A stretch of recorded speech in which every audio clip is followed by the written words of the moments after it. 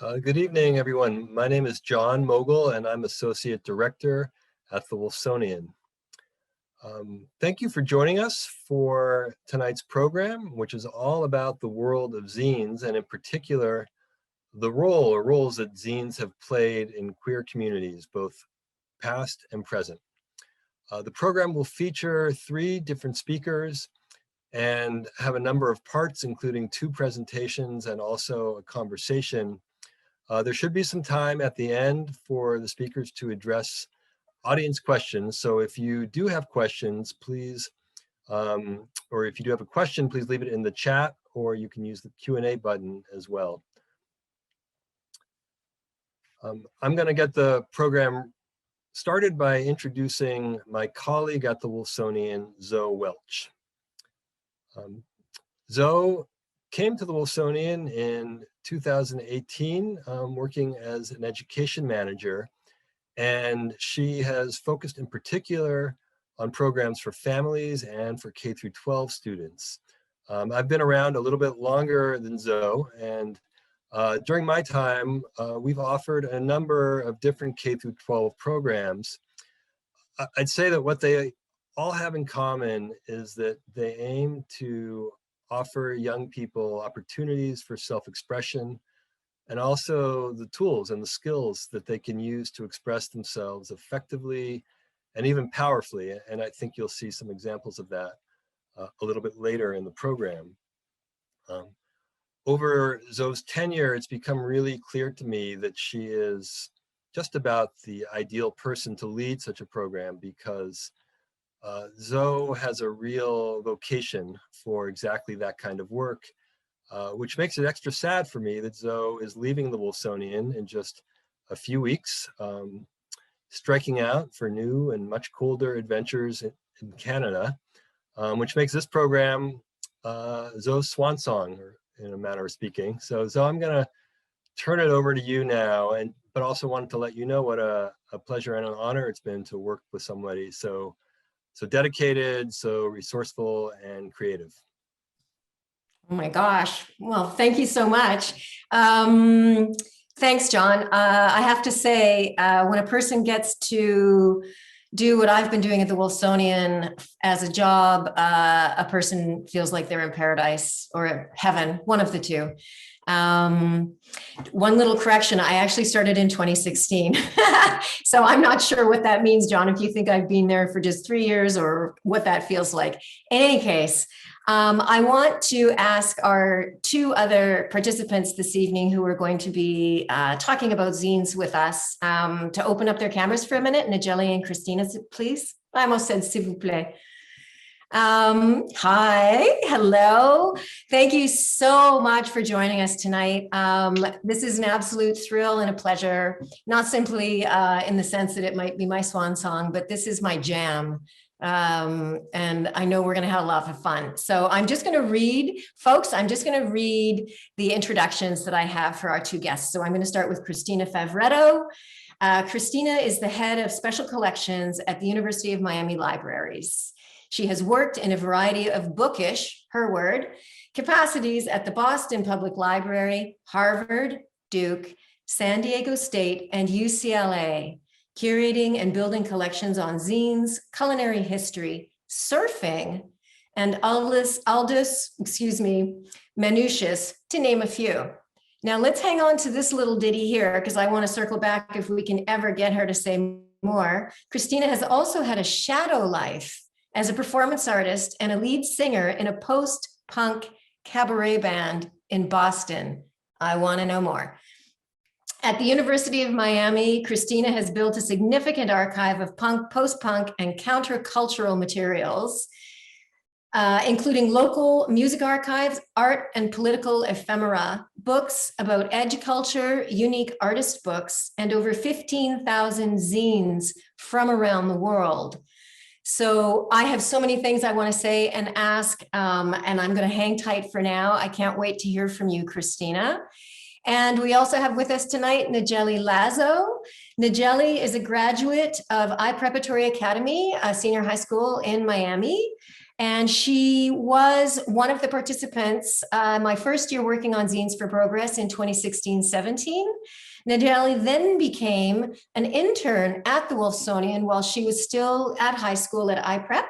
And there she worked with me on the back end of running the Zines for Progress program. So she had that front end experience as a participant and a zine maker, and then as somebody working on the back end with me. While she was working as an intern, she also launched a zine project for her high school's Gay Straight Alliance, her GSA, and we're going to hear more about that later. So for now, I'm just going to close my camera and my mic. I'll ask N'agelie to do the same. And Christina is going to give us a tour of the history of zines, and then I'll do the same to talk about Zines for Progress, and then we're going to come together for a conversation, and we invite you to share any questions in the chat that might come to mind, and we'll try to get to those before we close for the rest of the evening. So take it away, Chris. Okay, hi, thank you very much for that introduction, Zoe. And after having gotten to know you a little bit and preparing for this presentation, I'm really sad that you're leaving and that I won't get to know you more, but you know, zines draw people together. So I'm going to share my screen and let's see, we'll get, here we go. And there we go. Now you're seeing what you're supposed to see. So I've entitled my presentation, All You Need is Paper and Passion, because that really is all you need. We're going to talk about how we can create communities, how zines have helped form communities and create environments that are more conducive to communication and free expression of one's own personality through these very simple methods. So what are zines? And there might be some people listening who don't know, so bear with me. Zines are a simple explanation is that they're self-published usually. There are some exceptions. We'll get into those. They're topical. They're about very much about they're subject-driven. So they could be about a political movement. They could be about poetry. They could be about personal issues. They could be about dumpster diving. They can be about architecture. They are local. They focus on local issues, or they focus on national issues with a local flair. They're cheap because they're usually photocopied paper. Maybe you use some staples, or if you get fancy, you can actually use string and sew the bindings together. They're ephemeral, meaning that they don't hang around forever. So that makes them rare. And so it's quite often there are zines in collection, we'll talk about this too, that may have cost 25 cents when they were created back in 1975 and are now worth a great deal more than that. So if you want to go back far enough, you could argue that the pamphleteering movement of the late 1700s, the Enlightenment, etc., was a zine movement because people needed to get a lot of good information and important information and revolutionary information out there to the widest public quickly and cheaply. So here you see a copy of Thomas Payne's Common Sense. I like to see it as an early zine. But really, zines come around when science fiction communities coalesce. So here you see something that's not really a zine. It's a magazine that was very popular, Amazing Stories, kind of a, would be considered pulp fiction magazine, but really it had some pretty good stories and information. So people started looking at subgenres of science fiction, maybe certain characters or certain authors or certain themes, time travel, etc., and started creating these publications. You can see here's Hyperopia, the far-sighted fanzine. It's one of the first examples that we have in our collection of the use of the word fanzine. And this is from, there's no date on it, but just from the graphics, etc., I would say maybe 1940s. Zines were around earlier than that, but this one uses the word fanzine. And it's just very charming and kind of goofy. Here you see another one, the Futurians and New Fandoms. So clearly it explains zines are really about these communities of fans of something. Could be a band, could be, in this case, a certain kind of science fiction. So this was a genre that really blossomed. One of the first flowering of zines, as we know them, was in the 1930s and 40s, although I found this great zine called The Flapper, and this is from the 1920s. And there you see a lovely flapper walking a duck, because that's what flappers did. And it is just a charming little zine that was published by flappers for flappers. And one of the quotes within was, "Make some boob a darn good wife." So they were kind of like many zines do. They were saying, look, I may belong to this subculture, but you know what? We're just like you in many ways. We're just flying our own flag. So the Flapper zine, in a lot of ways, was a zine about outsiders who were just presenting themselves proudly to the world. We're going to see a lot more of that. So other inspirations of zines, something very immediate, is graffiti. So on the left, you see Roman graffiti, and on the right, very modern graffiti in New York City in the past decade. So the immediacy of getting your message out there with graffiti can be compared to zines. However, not many people, you have to be passing by that area to actually see the graffiti and read this spontaneous message that someone feels you need to see in a very urgent way. But zines reach a wider community. Other inspirations to zines were, on the left, you have a futurist publication by Filippo Tommaso Marinetti, Zang Tum Tum, and it was about really about letting yourself be kind of foolish and having fun with graphics and looking at, as you know, the futurists really liked technology. They liked speed, they liked industry. And then you had the Dada movement, which also relished diversity, and it relished kind of poking a little bit of fun at more staid institutions and bureaucracies. Here is a major inspiration to zinesters around the world, though, and that is the Situationist movement. So this was essentially a Situationist zine, but it was a movement that started in France in the late 50s. It was inspired by Marxism and by the avant-garde art movements I just mentioned. And they called themselves Situationists because they set up situations that happened. They had dérives, which were kind of pointless walks during which anything could happen. Groups of roaming Situationists would wander around and just see what happened to them. And their main Bible is Guy Debord, The Society of the Spectacle. You put it all together and you have the second flourishing of zines, and that is in the mid-1970s in the punk movement. So it was this confluence of all those movements percolating, political events that were happening, and also the do-it-yourself, the DIY movement. So here you see Johnny Thunders of the New York Dolls, and he's wearing a really cool t-shirt that not only has text all over it, but also graffiti on top of it. It just showed this kind of adherence to the written word, and this love for the written word as a vehicle for communication. Jello Biafra, the lead singer of the Dead Kennedys, said, "Don't hate the media, become the media." And that is something that the punk rockers, here you see John Lydon with the famous Destroy t-shirt, they took it to heart. They felt that as they communicating not only got the word out about their bands, but it got the word out about what they were about, what the message behind the band was.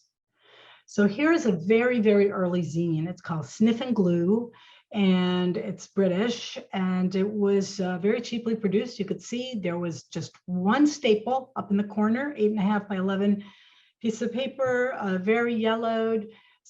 This was by Mark Perry, and it advertised these underground bands that weren't famous at the time. It cost 30 pence.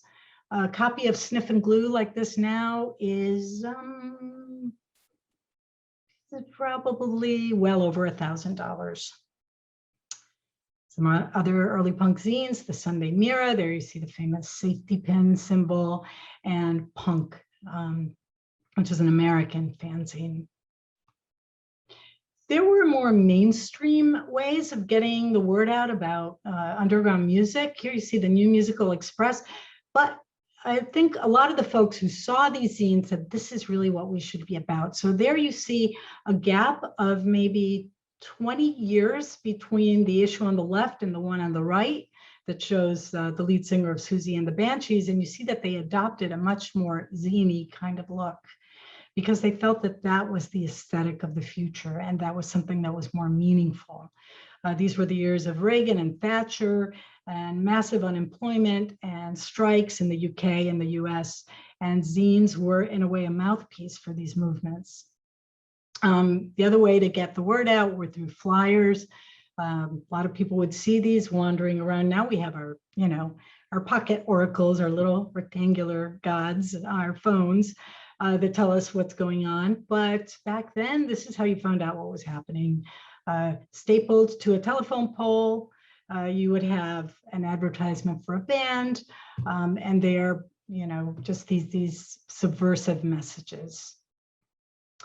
What allowed people to really take on zines as a technology were these cheaper modes of distribution, one of them being the mimeograph, which was just a pretty easily obtainable and not expensive machine that really was just forcing ink through stencils, where you could create multiple copies of a publication pretty simply. People who do remember mimeographed items will remember fondly the smell. They had a unique smell, actually. It was pretty good. And also the typewriter. You did not need to get fancy. You could just type something out, cut out the words that you typed and paste them to a piece of paper, and then just photocopy it, because the big thing was the photocopier, of course. Once photocopiers came into play, it was a game changer. So here's an early zine called Panache that shows kind of a nice example of this collage art, what was known as the ransom note style. And then, of course, you could see these are album covers. We're using these influences from Futurism, Dada, the graffiti of the Jam, this kind of black and white, almost like a shot you'd get when you were arrested. So zines have gotten fancier. Here you see some nice early uses of digital technology used for zines, and so it allowed for kind of a different graphic identity. So the zines cleaned up eventually. Zines could become fancy. Bust and Venus both started out as black and white photocopied zines and went on for pretty long runs as glossies.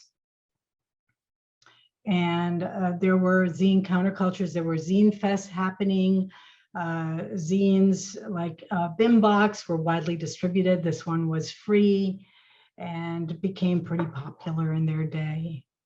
So they allowed you to spread the word, as I've said before, about movements. In this case, you have a Riot Girl zine. It came with a really sweet little sticker inside it. Another free weekly mini zine. You could pick those up at record stores. When bands played, people were usually handing out their zines as you walked in the door. So, of course, we want to talk also about queer communities formed through zines. Here you see two fairly early 90s, when zines were still, they really broke after that science fiction period in the 1930s and 40s, as I mentioned. But the 90s also is a period that saw a real flowering, ways of people to communicate. So here on the left is a British zine, the Lesbian Archive Info Center. On the right, it's kind of a conference announcement for the sweaty Southern radical queer and trans convergence. These are all zines that we have at University of Miami in our collections, by the way. Paw Holes is an interesting example of a zine that was mostly lesbian in content, but also had welcomed gender, transgender writers, and covered all sorts of issues. The rallying point was music and feminism and the Riot Girl movement. You had much more serious zines like 1, 2, 3 Punch, How Misogyny Hurts Queer Communities, which is a zine on femme identities. And there you see a typewriter right on the cover of the zine. My Comrade on the left was a very popular zine for the transgender community. If you flipped it over, just turned it upside down, it says My Sister. So it really was a little bit divided between born female, born male, gender identities, and then eventually just became My Sister, My Comrade, with a slash between the two, the gay 90s. Another early transgender zine is Short and Queer, which was published by Kelly Short and Queer, who transitioned, became a trans guy, and just writes about his daily life and encounters and conversations. And these are really important, unfiltered account of an era. That's one of the reasons zines are so important, because they really give us an uncensored view. Very often journals have, magazines have editors. You can't say everything you'd like to say. We know that. The New York Times can't just publish whatever they feel like saying at the moment, but zines do. And so they are a really invaluable window into various time periods, into movements, and into what individuals were feeling. There's Dragazine, which is really fun, focused on the drag community, and Crooked Fagazine, again, reclaiming that word and turning it around and saying, this is who we are. I love that cover. It's really beautifully done. The New Me is a fairly recent zine where you see the influences of kind of the manga style. And this one is a very simple zine, doesn't even have a staple, it just opens up. It's an 8.5 by 11 piece of paper that's been folded a couple of times. And as you open it, it opens up to kind of a poster on the next page. Are You a Boy or a Girl is a little zine that's a story for children about Andy, A-N-D-I, who is asked, are you a boy or a girl? And decides, I'm just Andy. So this was a way for the author to get that information out about, get their message out about gender, just being able to be fluid about gender, as is FTMPD, Female to Male Multiple Personality Disorder zine. This is one of my favorites, actually. David is an early Miami zine that what you're seeing are 80s issues. You can kind of chart the club scene in Miami, and sadly also the advent of AIDS and its massive destruction within that community. Green Zine also is by a local young woman who then moved, I believe, to San Francisco, but really claims her identity as a Miami Cuban-American young lesbian. We also have zines from other countries. The Jamaica Daily News, 1980.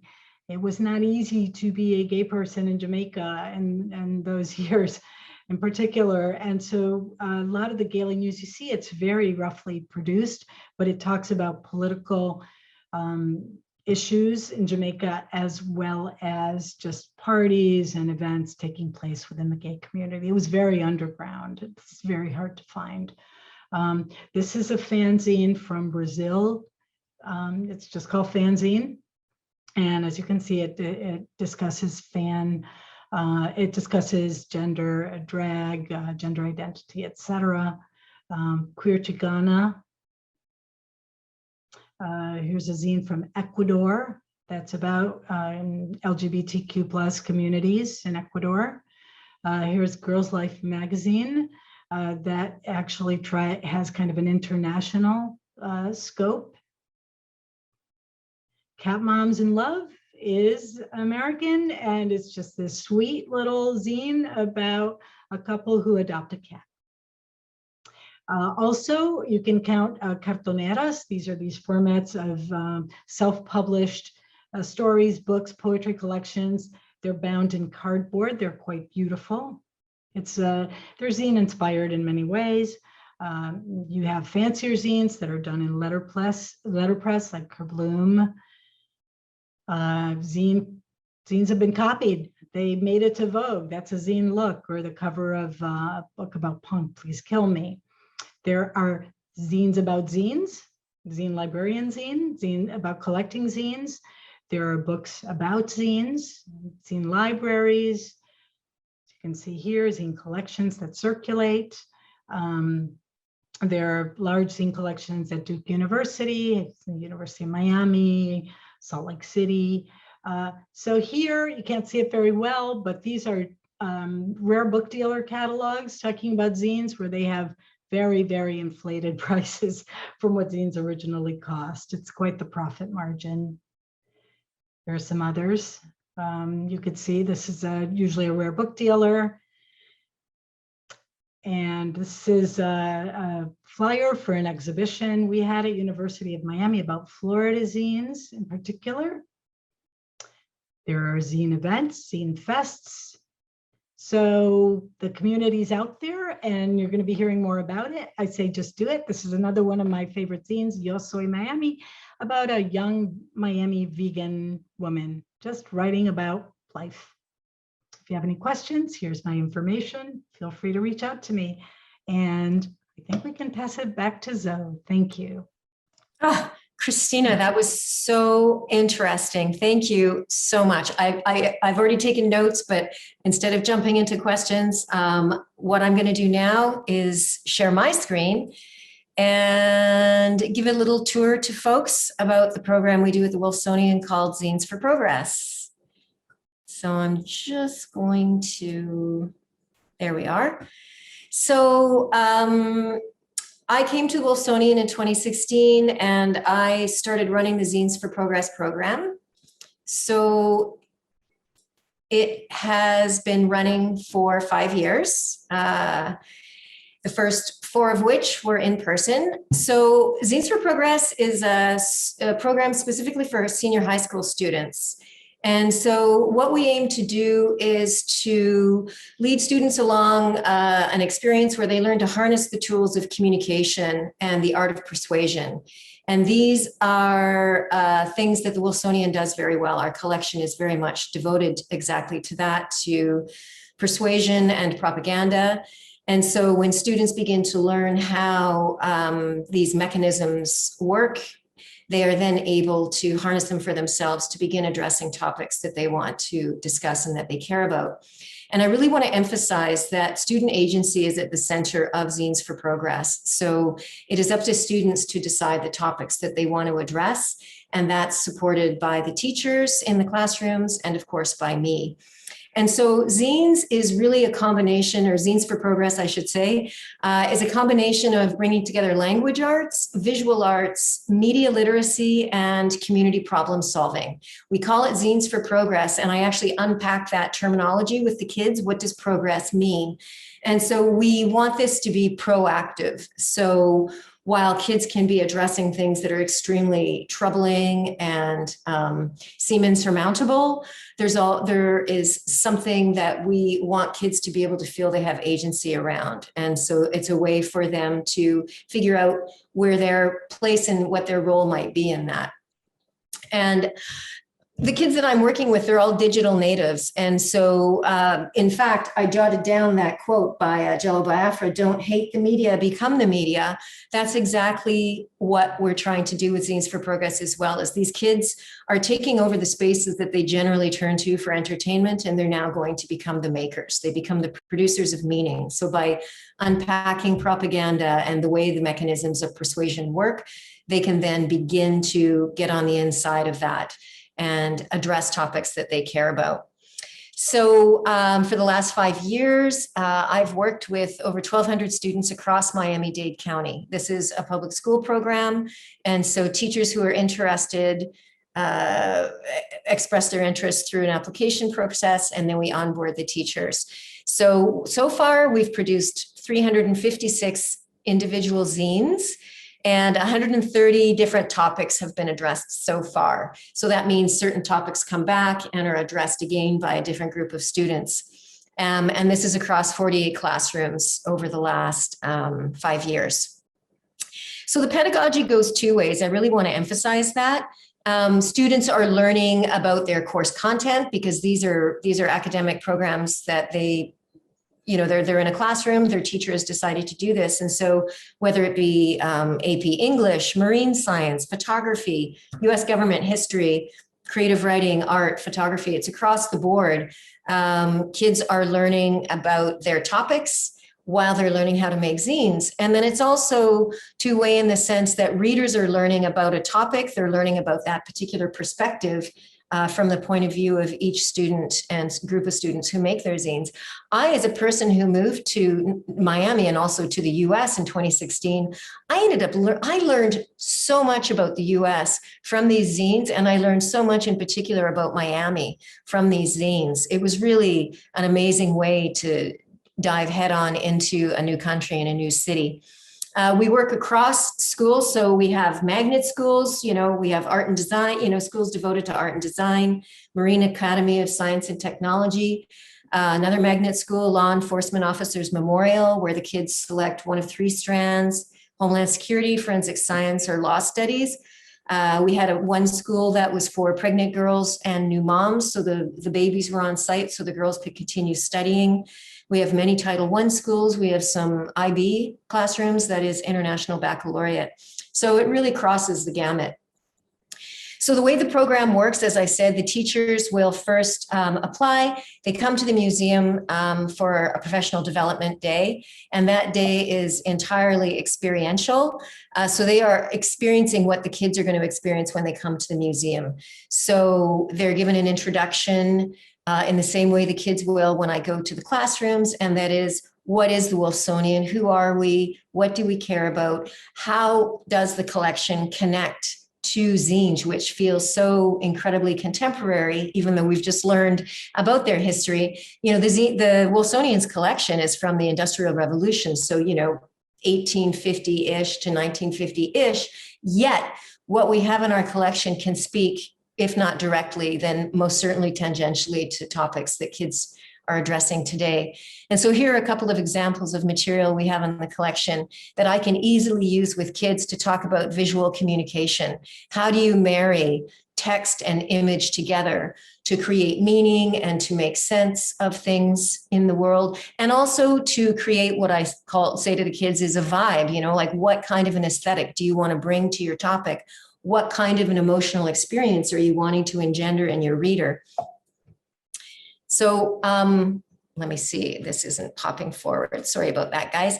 I always maintain a collection of contemporary work that I can share with the students so that they can see really great examples from professional graphic designers about how you can bring together text and image in such a way that you are conveying a sense of something. I actually use these as examples of imagery where you don't even really need the text. It speaks for itself.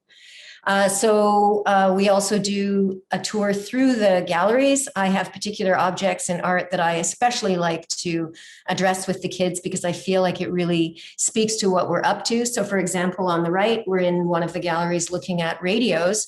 And the one radio there that's just sort of the second one, close to my hand, looks like the front end of an American automobile.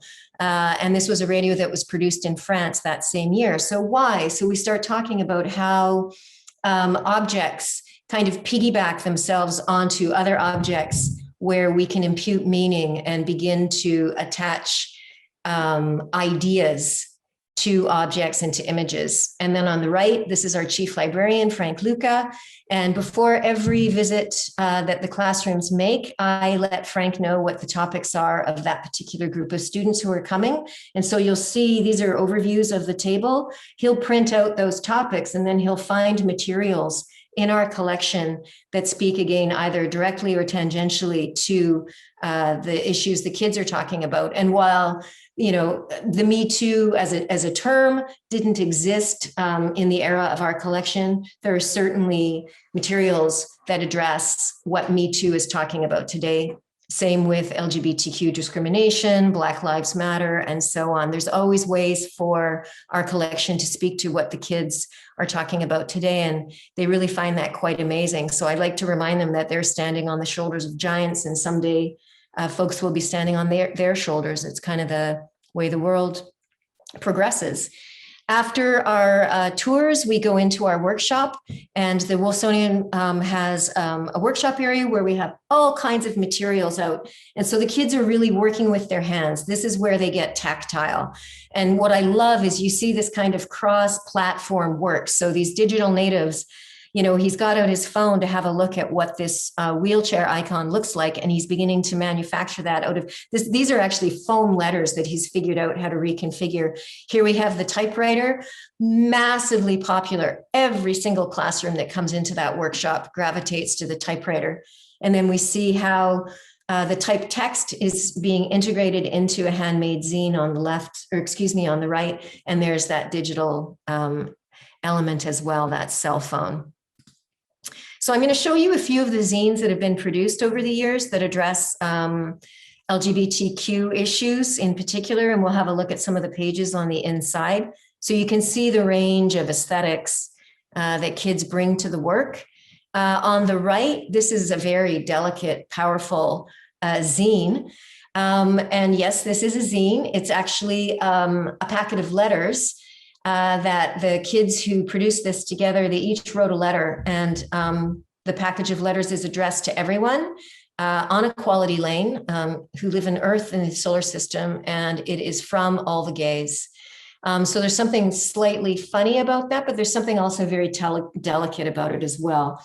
You know, and we're inviting people to unbundle and read what the kids want to tell us. So definitely a historical document.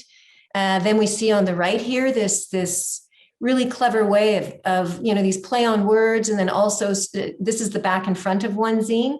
And so we see how, you know, the prescriptive colors that we're told belong to us depending on our sex and or our gender.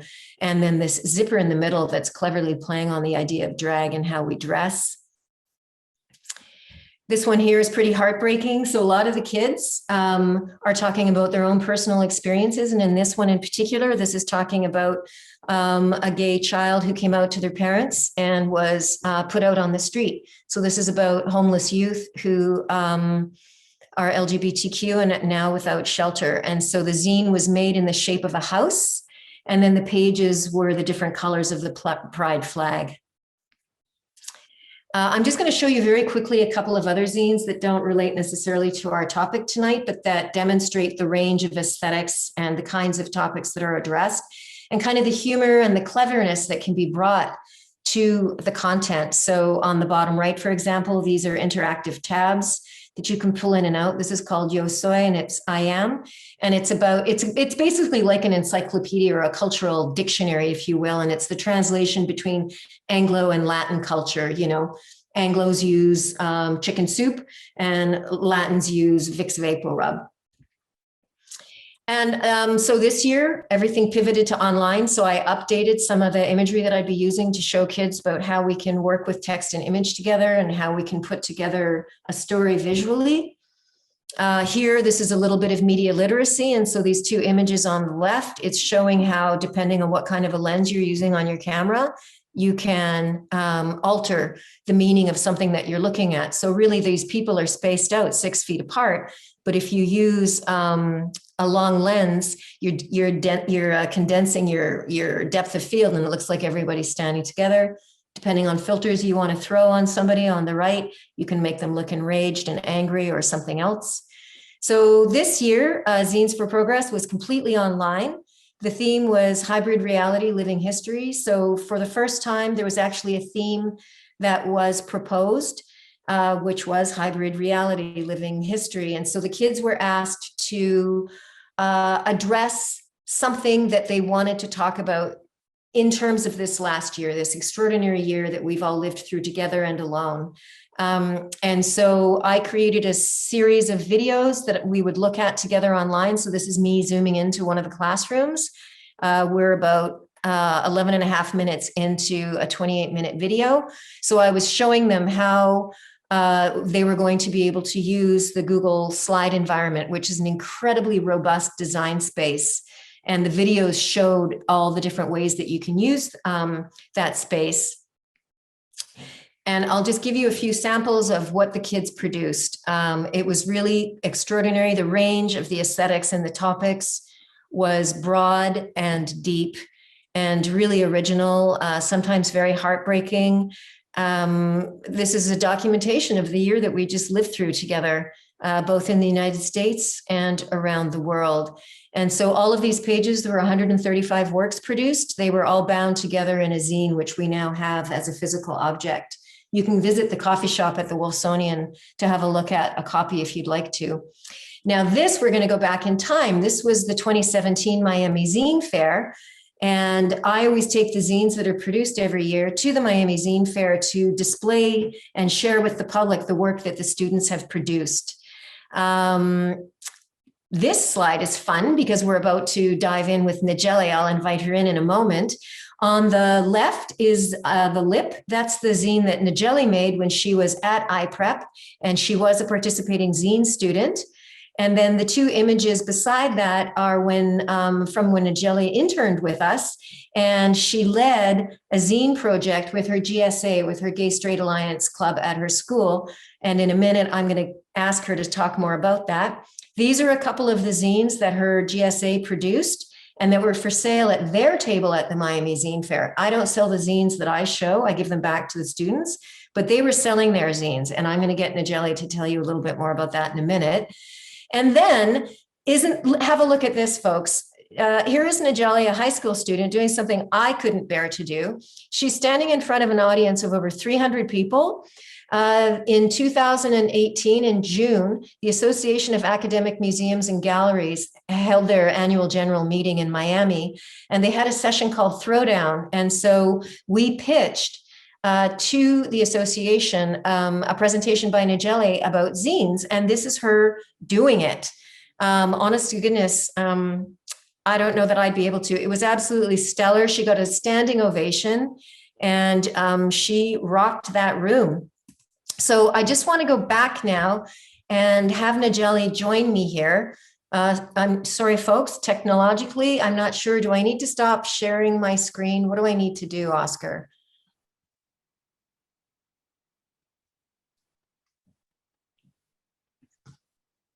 There we are. Okay. So N'agelie. Hi. Hi. Oh my goodness. I'm so happy to have you here tonight. This is so exciting. Okay, so I have so many questions, but I want to start, before we jump into what you did with your GSA, I want to start by asking you, when you found out that you were in your classroom with Ms. Keller at iPreparatory Academy, then you were going to do this zine program. Do you remember what your first impressions were? Yes, I do. I was actually really excited to kind of break away from the computer. iPrep is known for basically being completely, if not almost, online. That's right, it's paperless. Yes, paperless, barely any textbooks, no notebooks, so completely online with the laptop provided to us. So it was fun to kind of break away from that and, do some hands-on activities. Yeah. And how about the idea that you were going to do something in your classroom for credit and you got to decide what you were going to talk about? That was also really awesome, considering we don't really, especially in English, a lot of it was already pre-planned for us. Some of the books that we were going to, get to read and all that. So it was nice to kind of take charge and be put into groups and with people that, we barely even spoke to. So she kind of mixed it up around too. It wasn't like we get to just be with our friends. So we get to also work with new people, new individuals, new ideas, creativity, and all that. Right. Did you feel like it had academic merit? I do. I do. It was nice. So it was something that I didn't even expect to want to even continue to do after, so much so as even seek out an internship with you guys after. Yes. After going through the program. Yes, yes, that was great because you had the experience as a participant, and now you were with me when students were coming to visit the museum for their year. So, even visited schools with you. I'm Yes. sorry. Yes. Okay. So that was that year that you interned was the 2017-18 school year. Why did you just, maybe you want to just very briefly, just 2 or 3 bullet points about what a GSA club is for in the public school system, and then why you decided to do zines with your club. So tell us the story. What happened?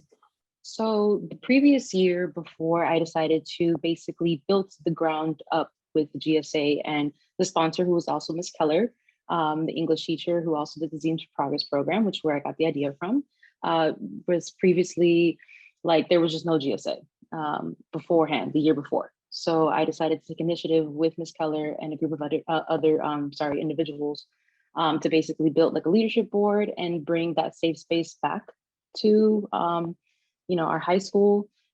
Gay straight alliances, GSAs are known for that, offering that safe space for like-minded individuals and just kind of having that safe zone to just express yourself individually, no judgment, judgment-free zone. So it was, that was pretty much the idea behind that. And we wanted to basically bring a community service project along to the club as well to kind of keep the ball rolling, make it full circle, if you will. And the zines progress, Zines for Progress was what just made sense, I guess, if you will. It's about, local and, like-minded individuals. It just made sense to do that. Yeah. So I know the story because I was there, but let's tell people what your concept was and what you accomplished. So it looks like it might be a little too complicated to pull back up that slide that I had showing your zine and what you had at your table at the Miami Zine Fair. So that would have been April 2018. You had your own table. I had my Zines for Progress table, and then you had your iPrep GSA table down the way, and you were selling your zines. So yes. Tell us about that. Why you were selling them, what the response was from the public, what happened afterwards. So we decided to actually sell the zines because, again, full circle with the community service-based project, we wanted to basically give back to the community itself. And what better than to donate the money to an LGBT organization? We decided to go with the Yes Institute of South Miami, which it's a non-for-profit that aids in suicide prevention and kind of like education and communication of gender expression and orientation and all that good stuff. So they actually hosted us in terms of providing the copy printer that we were able to make. I remember that. So it was, again, kind of the whole full circle idea of them, providing us the tools to make the zines with the GSA, and then furthermore, selling them at the fair and then donating the money back. And we raised over $150. So it was pretty exciting. We didn't think. Yeah, no small potatoes there. Much. Yeah. So it was really exciting to do that. We split. So it was an option, of course. The students could have either provided their service through helping out the zine fair itself or being in a group and producing one. So we covered a lot of topics: Trump's America, veganism, LGBT musicians throughout the centuries, intersectional feminism. Those are just to name a few. Tell us the story about, I think you know the story I mean. That one was like, you told that at the throwdown at that presentation you made, which may have gained you the standing ovation, but I think the whole shebang did. But it's an amazing story, and it absolutely synthesizes the experience of zines. Tell us. This is I love this story. So one of the zines that were produced was called Amarrando la Negra, which is in translation like tying down the Black female, or holding down kind of by society within deep-rooted colorism issues and racism in America, of course, and all around the world. But more specifically, that zine highlighted what it was to be an Afro-Latina, and here in Miami specifically. And there was a mom and a little girl, I want to say roughly like around 8 or 9, walking down like the pathway that we were located at. And she just got so excited. And I remember her, like, this joy just like lit up on her face as she saw the zine itself. More specifically, there was a picture of her name is Amara. She's like a pop star kind of deal here in Miami. And she basically felt that she saw her in that zine, and she wanted to immediately buy it. And that just solidified the whole idea of zines, Right. being able to see yourself instead of relying on mainstream media, to give you that voice. And Exactly. I feel like it's more intimate that way. Yeah, exactly, which is the point of zines, really. Right. Let's get Christina to join us here. Let's get into a three-way conversation here. Hey, Christina. Hi. Welcome back. Thank you. Okay, I won't hog the mic, but I have lots of questions. So, one thing I forgot to mention, everybody, I don't know if you remember at the beginning of my slide deck, the zigzag zine that we saw, Human Footprint, that won the Best Green Zine Prize at the Miami Zine Fair of 2017. And it is now in Christina's collection at the University of Miami. And I was one of the judges. So I was so it. excited. And those kids won $100. So somebody gave me $100 cash. And when I went, that was from Dr. Michael Kropp. And when I went back up to the classroom, I said, hey, kids, guess what? That was really amazing. Yeah. And if I can share, we use our zines for teaching a lot, certainly pre-COVID, but even we kind of pivoted and taught a lot of online classes. It's not the same thing. But when we teach a class here in Special Collections, we lay stuff out and people can touch the things. They can leaf through them. So that zine really was very popular. It just struck a chord with our students. It's interesting. Yeah. Done. What was I going to ask you? And N'agelie, if you have questions for Christina too, please just jump right in. I was really curious, Christina, when you were talking about in particular, that super underground gay zine from Jamaica. I mean, this is dicey territory. Like these people aren't signing these zines. And so how does a special collection like yours, how does a zine like that get out of Jamaica and end up in your library? Well, it was a zine from 1980, but yeah, there are privacy issues regards to zines, but they've been distributed. So we're assuming people did want to speak. So we find them sometimes through gifts. We get a lot of zines as gifts, but I do go through channels of working with certain dealers. I will say there are some really fabulous, very committed dealers in San Francisco who have a place in the Mission area who specialize in countercultural literature. They're called Bolarium, and I need to make a pitch because they are truly idealistic, and so they have not tried to profit a lot even from the rarest zines, and that zine from Jamaica is very rare. And it's very important for people to see, just like it was an act of bravery published. Yeah, oh, absolutely. Yeah, that was kind of more where my question was coming from, not in terms of like violating, intellectual property, but just it's so strangely delicate and vulnerable and powerful. Yeah. At the same time. The courage, and the determination that goes into something like that. A lot of people, when they think of special collections, think of conventional rare books, and we do have that. But I always say these are rare. And 100 years from now, they're going to be even more rare. And the zines that you're publishing, N'agelie, and all the work you've done, Zoe, they need to be in collections so that people can look at them, study them, learn about this time period. Absolutely. And I always argue that zines, there is a strain now, finally, of academic study called punkademia. And I'm all for it because we paid a lot of attention to the 60s, lots and lots and lots of attention to the 60s. And I feel like, okay, the 70s and the 80s were also really interesting, and a lot was percolating and a lot was happening. It just was never quite as acknowledged, possibly for a long time because a lot of these movements were led by women. And so there's just that natural, like, it's not as important because the ladies were doing it. So right. That's my opinion. Right. I know that we have a question in the chat. Christina, tell us more about the multiple personality zine. Oh, that is a fascinating zine. that is by a person, Rogan Lee, who's narrating his, he transitioned female to male, but also has multiple personality disorder. And he writes very candidly about that and humorously. And there's some great stories. One is a story called Marrying Man, where two of the personalities marry one another. Oh, wow. That's not something you read about or see very often. And Right. it's just done with grace and humor. And what I like about zines is that people just, they literally give so much of themselves, including the drawings. So there are often these kind of rough, in the case of Green Zine, that person is an artist and is a very good artist.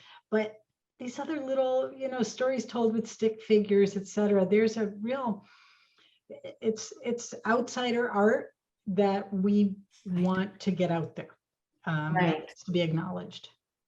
Well, and outsider art is also becoming insider art and collected in the same way that, I mean, you were talking about certain zines now going for $1,000. And I think there's there's sort of something interesting that goes on too, because while zines to a certain degree can be co-opted commercially like anything else, I mean, look at that Vogue cover. Yeah. There's still a very strong resistance element to zines because they are made by individuals on the ground, and you can't fake that. Somebody can't pretend to be N'agelie. Only N'agelie can be N'agelie. No. So when you do see Vogue co-opting that whole look, in a way you think, well, it has arrived, but that certainly Vogue does not embody the spirit of zines. Not by far. Yeah. Let me see if there's any more questions here. Somebody said, search your shoeboxes. Oh, yeah. They located a few zines they inherited from the estate of a friend from South Beach circa 1990. Well, special collections at the University of Miami were always interested in local zines. And by local, we mean our beautiful tropical world, our Caribbean, our many diasporas here in Miami. So we're documenting all of it. Yeah. I remember, well, when I go into the classrooms, I talk about what local knowledge, I just put it up. I say local knowledge. What do you think that is? And kids will, eventually they understand what it means, and insider knowledge. So that what I was saying earlier, only N'agelie can be N'agelie. So N'agelie, I know you told us that you're still working on zines to this day. Yeah. Do you want to tell us anything about topics you're interested in addressing these days? Well, right now with everything that's going on, recently, presidential election, to name a few, Black Lives Matter, continuously protesting that, and just Black lives and LGBT, of course. Now it's Pride Month. This month I'm actually more focused on something that I have going on, separated from zines. Ooh. Wow, it sounds like both you and Christina have something I want to drag out of you. I think there was another question as well too in the chat, if I'm not mistaken. Let's see. Does the Wolfsonian have a collection of zines? Have you been acquiring student projects over the years? The zines that are produced for Zines for Progress are returned to the students. So once I go to the Miami Zine Fair every year and share them, just for people to look at, I go back to the classrooms and return the zines to the kids. And then we do a debrief. We kind of do this. We have a big conversation about the experience. So we've got a bit of what's called in pedagogy and metacognition. So they start to reflect on what the experience is, and that's where the learning lands. And then we get also feedback about the program itself. And I always rejig and restructure as I go along based on that feedback. So we don't have a collection per se. The zine we produced this year, we are going to keep some in our archives. will receive one. And I don't know, I've always been kind of fingers crossed. Maybe they'll get so incredibly popular that we could do a rerun. We could run another set off and actually sell them, not for profit, but just so that people can, because the artwork is absolutely fantastic and it is history. This is local history and world history. And if I could give a little bit of feedback, anyone working on a zine, and you could all do it, it's really simple. Write the date on it, because that is one continuum of zines, is we never know what date there are, and often what city they're from, because people just they remained anonymous. So I understand that you can use a pseudonym to be anonymous, but it doesn't hurt to write the date and the place, because it'll help as libraries and other places collect zines. It really helps us situate it. That is such a great piece of advice. I found a poem I wrote, and I had, like, yesterday, it's like, I don't even remember writing this thing. And the only reason I could figure out when it was written was because it was in my Google Drive and it had the year on it. Hang on, somebody else is asking us, when is the next Miami Zine Fair? Good question. So it normally takes place in the month of April, and it's hosted by Exile Books, but it's a massive affair. And the last 2 years, was it the last 2 years that it was physical? Yes, it was at the Little Haiti Cultural Complex. So I don't know what plans are. Last year it was canceled at the last minute, or hang on a minute, sorry, 2020. This year it didn't happen either. So I don't know. I mean, I would imagine by 2022, things will be back to normal enough that the Miami Zine Fair will be back up and running. But Exile Books is a place you can visit. It's in Little Haiti on Northwest 2nd. And there's also N'agelie Zine. They just reopened downtown.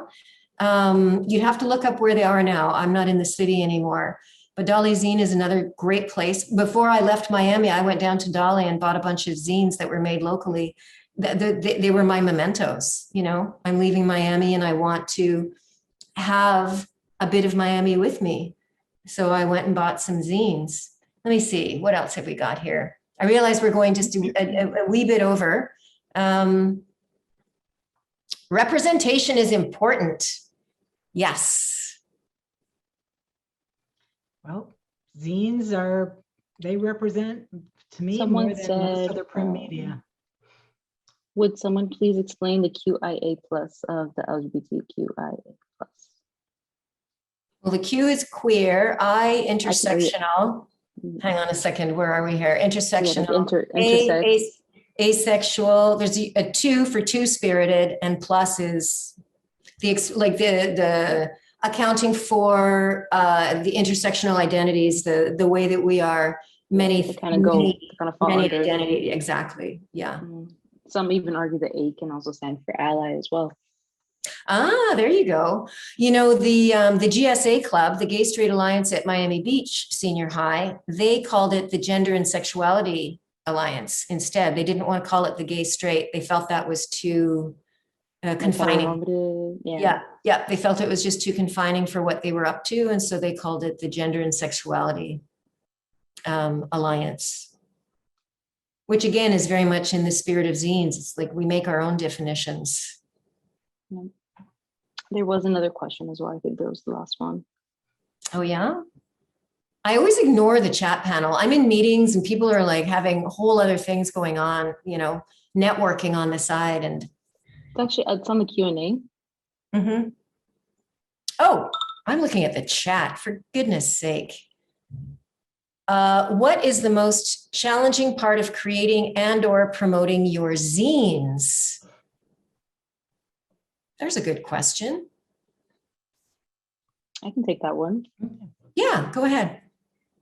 I would say possibly the most challenging part of, making the zines at the time was probably getting someone to kind of provide financially in a way, and that's where the Yes Institute kind of came in with that, and helping providing the copying machine for us, and another promoting was a big thing. And you would think it'd be easy for a tech savvy school like iPrep and, just easy kind of Instagram or social media posts.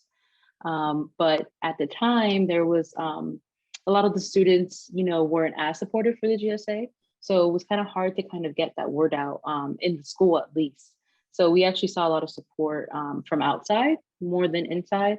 But I felt like alone, just the project itself did bring a lot of awareness, and other activities that we did with the club throughout the year kind of, touched the soul of some of the other students, and kind of made iPrep in general a safe space rather just than the GSA. So towards the end, it was, you know, more positive than anything.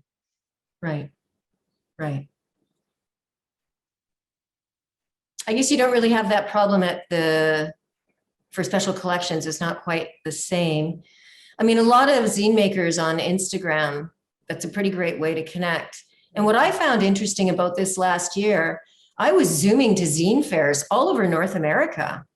It was amazing. It was completely amazing. I would never have had the means and the time to be able to do that otherwise. And it was absolutely incredible. And some were, I mean, literally some people, it was like they were at like a physical space, so they just had a table. They were tabling on Zoom, you know, and then they'd be like holding up their zine to the camera. And then other people who had very sophisticated ways of using the screen to share digitally what they'd made materially. And it's a very generous community. It's very open and safe. It's just like the atmosphere at the Miami Zine Fair is like very few other spaces I've been in where you can have that many people in one room and not have a whiff of violence at all or aggression.